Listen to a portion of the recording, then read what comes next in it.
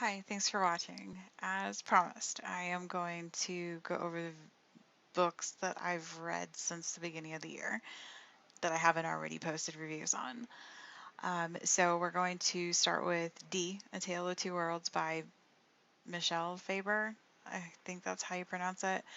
I wish I was 30 years younger when I read this book. It is in the vein of Narnia and the last of the really great Wangdoodles. So you have Dakiko, who is from Somaliland but has been adopted in England, and her professor dies, or they have a funeral for the professor who everybody thinks is dead, and she goes to the funeral and then she goes to check on the professor's dog, Mrs. Robinson, and finds that Mrs. Robinson is actually a sphinx, not a dog, and that her professor is still alive and she needs to save another world, which is luminous, from the great Gamp. And so she and Mrs. Robinson, the dog sphinx, go to Luminous and they meet some pretty interesting characters and stay at some pretty interesting places and save Luminous from the great Gamp. Sorry for the spoiler, but that's what happens. We all know it is.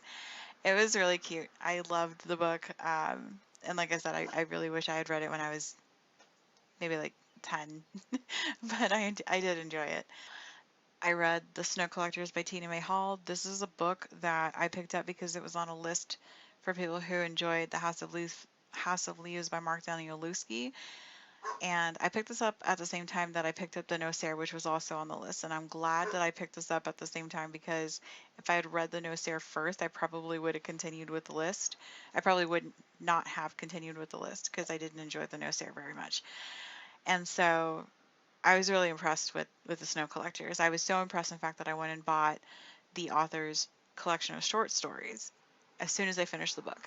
This is so, I don't even know what to say. This is so up my alley. Like, it's got a mustachioed librarian. It's got stairs that lead up to a secret room in the library. It's got a beekeeper who doesn't speak but sounds like silver bells. It's got a ravine that possibly eats the cars of missing people.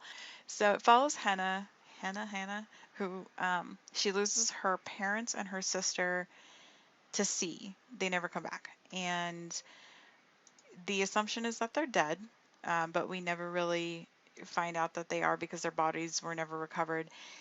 And she moves to this small New England town in, I believe it's northern Maine, which is another reason that I love the book. And she writes articles for encyclopedias and she sends them in. So she spends her time at home and the library, and that's it. And she doesn't really socialize with too many people, except for the neighbor with the silver bells voice who can't talk. But at some point, a dead body ends up on her property, and she gets into this kind of mystery type thing with some people who live in town, connects it to an Arctic expedition that is not recorded anywhere that she can find. And the people in town, they're connected to this Arctic expedition, this secret Arctic expedition, in which the captain who was lost with his crew is said to have become a cannibal, and the family is like, no, that's not what happened, he would never do that. And so she's caught up in this mystery and also the mystery of the girl who ended up on her property and how it all correlates together. It was a really good book. I'm not explaining it well enough and I'm really sorry about that. It's been a minute since I read it, but I do recommend it. It was really good. I read Deep Water by Emma Bamford, and this is an ARC that I got from NetGalley, so thank you to NetGalley for the ARC. This book was hard to rate, and I think it's I think it's even harder to explain. So this is one of those books where they try to redo like the island jungle mystery thing, and there's a lot of stuff that I feel was left unanswered. And it felt like maybe the concept was changed. I think that they originally, maybe the author originally wanted to go with a supernatural type slant, but that's not what happened. Um, so you have Virginia and her husband, and they drop everything in their lives. They sell everything. They buy a boat. They end up in Malaysia, and they meet this man who tells them about a secret island that is not on any map, and that it's beautiful, but you can't be faint of heart to go there. You have to have like strength to be there because you really don't have anything. You don't have any cell phone service, there's no restaurants, there's no hotels, there's nothing there. And so Virginia becomes obsessed with this island. She convinces her husband to go with her. They find the island, people start dying, hence the mystery. And like I said, it captivated me to the end of the story. I read it through. I didn't quit reading it. I just felt cheated at the end because it wasn't what I was led to believe it was going to be. And also there's unanswered questions. But it is what it is. I finished reading it. There you go.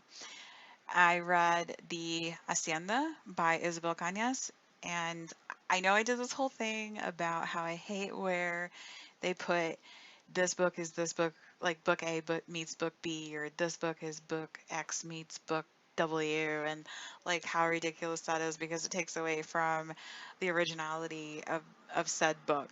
But I have to tell you, when I read that this was Rebecca meets Mexican Gothic, I was already sold. I was sold. So I bought it, I read it, and I loved it. And it stands on its own incredible story. It takes place immediately following the Mexican War of Independence, and it follows Beatrice, who, after the execution of her father, moves in with some family members with her mom.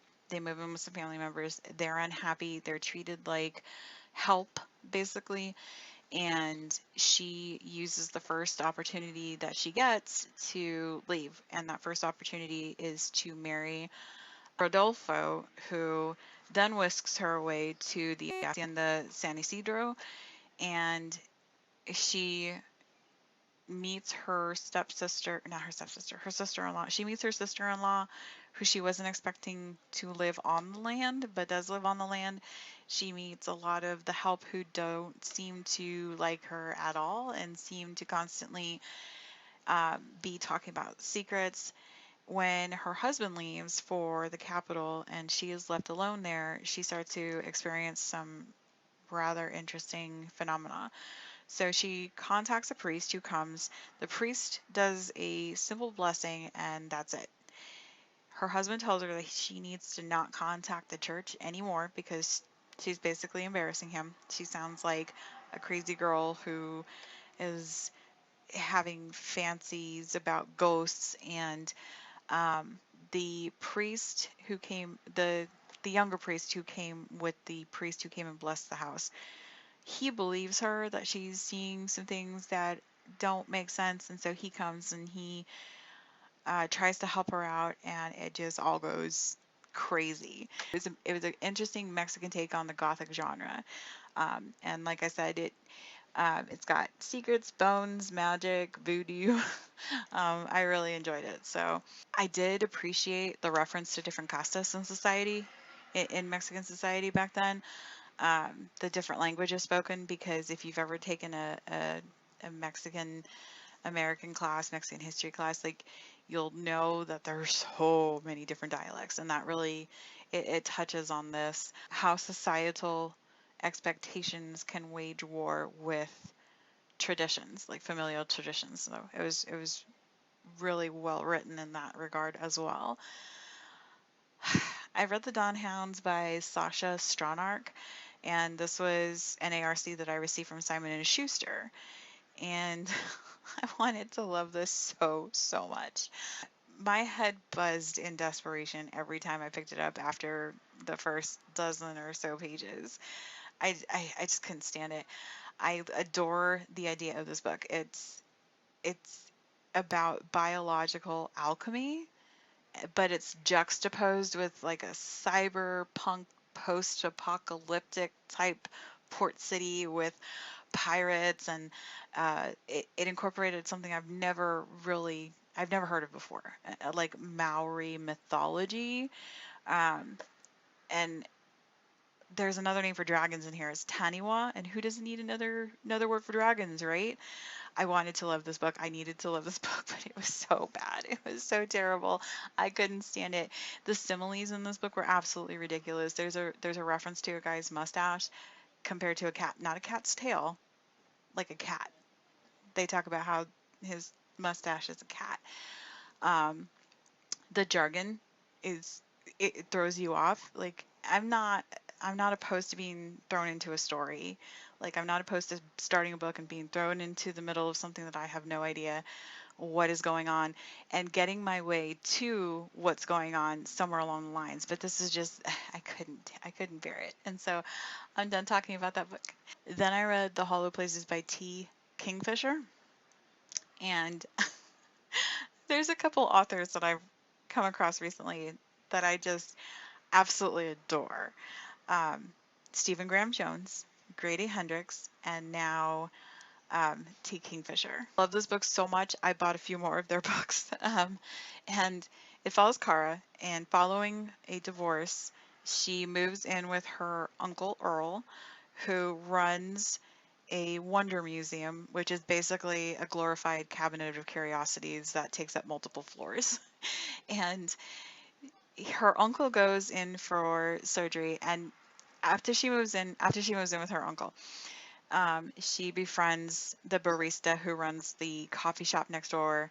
His sister owns the coffee shop, and she goes there to use their Wi-Fi. And then, so back to her uncle. Her uncle goes in for surgery because he has got a bad knee. And when he goes in for surgery, she closes up and she's cleaning up the museum, and she goes up to the second floor and realizes there's a hole in the wall. She figures that some unruly customers put the hole in the wall and then just didn't tell her because they didn't want to be held responsible for it or embarrassed or what. So she goes and enlists the barista Simon to help her plaster up the hole, basically. And he brings some spackle over, and they're going to close up the hole so her uncle doesn't know. But there's something on the other side of the hole, and it's not more wall.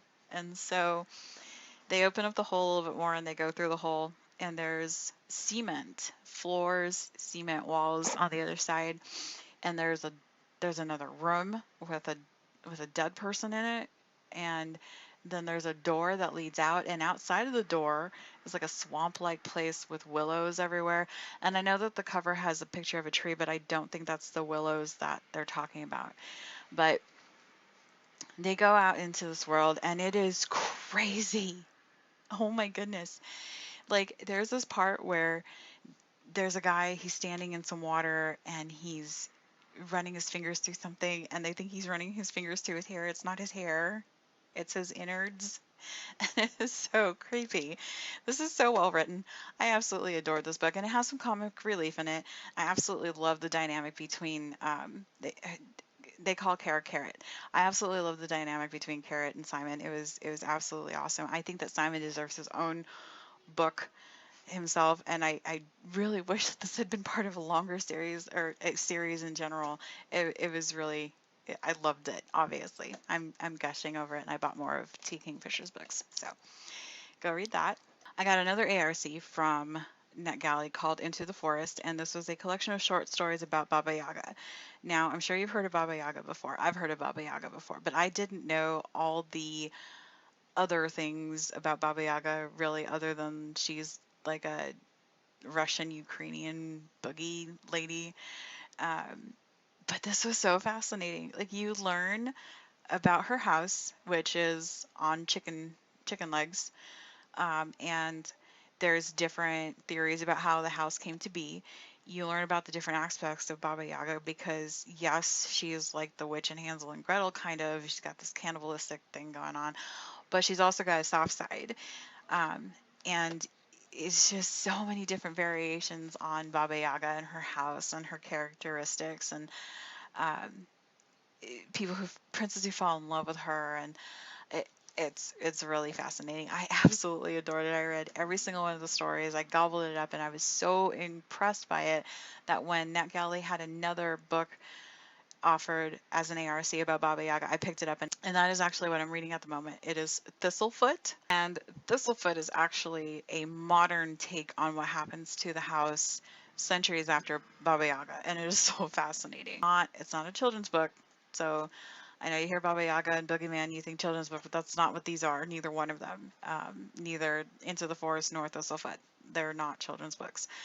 Um, but Into the Forest was really, really well written.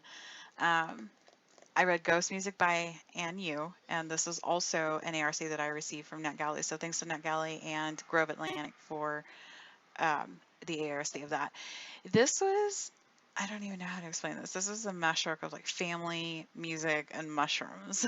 So that's interesting. Song Yan is living in an apartment with her husband, and she calls him a glorified car salesman because he works for BMW.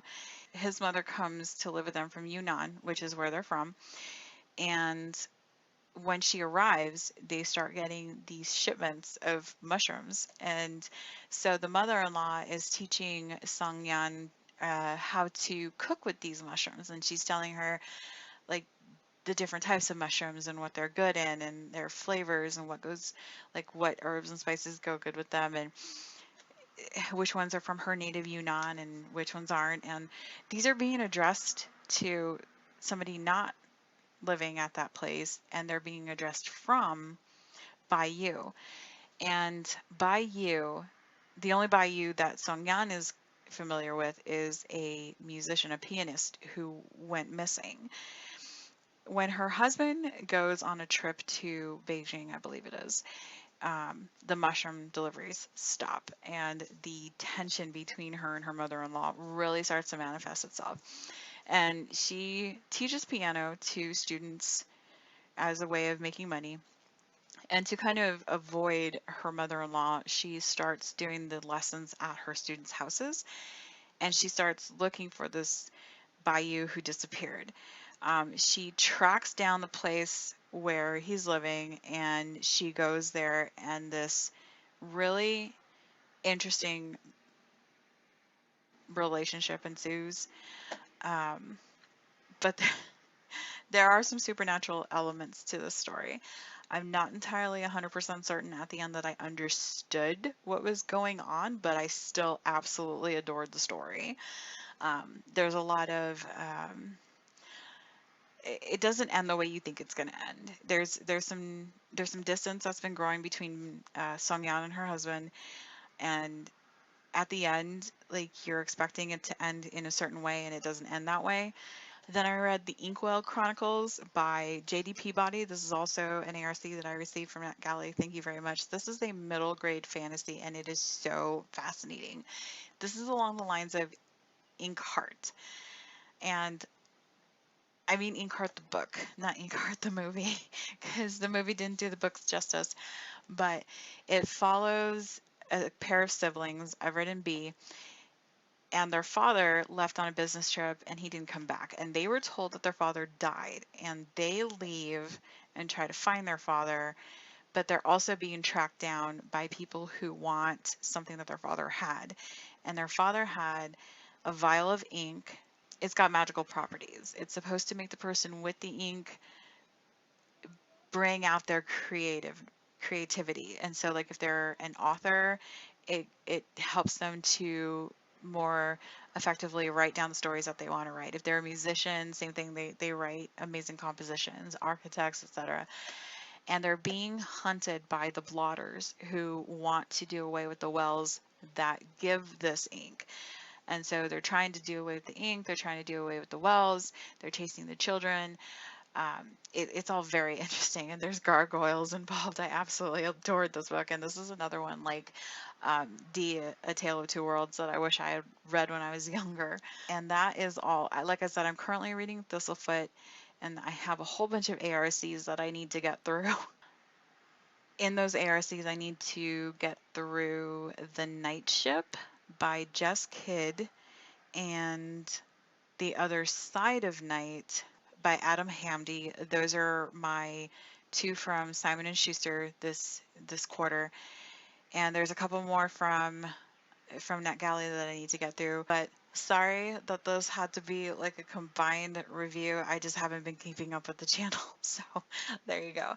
I hope you're all doing well. I hope you're reading amazing things and have a wonderful 4th of July. Thanks for watching. Like and subscribe below.